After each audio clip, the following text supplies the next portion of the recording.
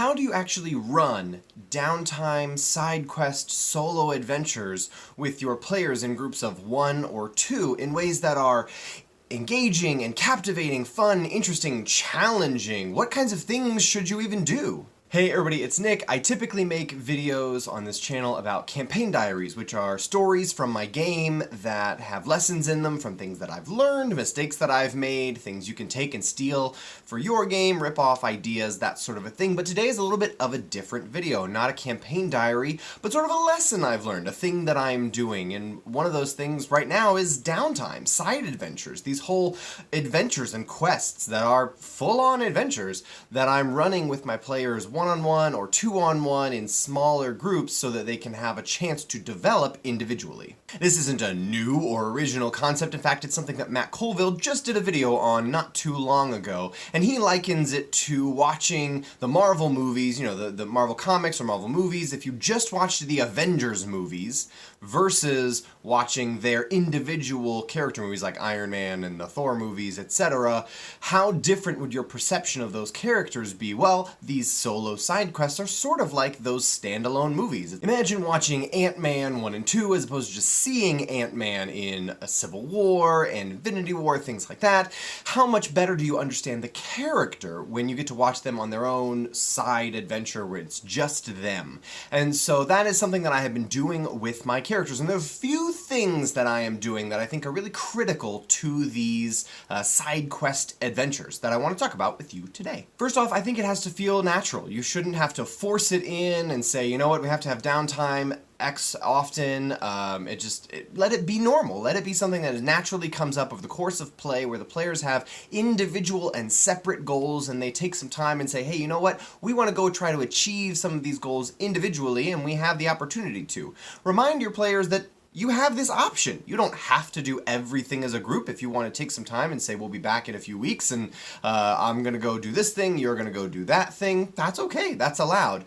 Obviously, you don't have to do any of this stuff, but if you want to, these are some of my tips and thoughts. First off, these adventures don't have to all look the same. Some of them can be very combat heavy, some can be very role play heavy, some can be different in form than others, and that's all right. Also, it doesn't have to include everyone. If you have players who are like, no, there's nothing really I'm wanting to do right now, they could either tag along with somebody else's side quest or just do nothing and stay at their base of operations and do things around town, shop around. You don't have to do these adventures for everyone, but if you feel so inclined, you certainly can. My philosophy with these solo side adventures is that everyone, when they go away and then come back together, they should have something new and cool that they can do, show, and tell. What do I mean by that? Well, I mean, you should have some cool new ability, something you can physically do that you couldn't before. A new ability, maybe a title that has an ability that goes with it.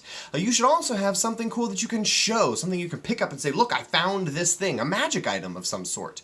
You should also, finally, have something you can tell, a really cool, interesting story about the things that happened to you. I think that these solo side adventures, players should be changed and different as a result of them. They should be challenged in ways that they're trying to grow as characters, things that they're trying to learn, ways that the players would like to develop these characters. This is a great opportunity to challenge those things. So you have somebody who's sort of wrestling with a new conviction. Well, they go off and have a side adventure, and their wrestling is put to bed, and they have, a new solid conviction one way or another, but the party has seen them wrestling with this new issue, and then when they go away, they come back, and now they are a different person to some degree. So I think that in a lot of ways, these solo side adventures can be tailor-made to your characters. What are the things you want to do? What do you want to achieve? What do you want to grow in? How do you want to get better? What kind of magic items are you looking for? Why don't you go and find one? One other fun thing is that I often ask my players not to tell each other what is happening on their solo side adventures. I mean, obviously, I'm not your dad, do whatever you want, but I share with them, it might be cool if, when you get back together as characters, you can share, PC to PC, what happened with you? Where did you go? What did you do? How did you get that cool thing? I think that's a really interesting experience, and so far the players seem to enjoy it as well, because This is something that's happening in my game right now. I have been running some of these solo side adventures, and it's going pretty well.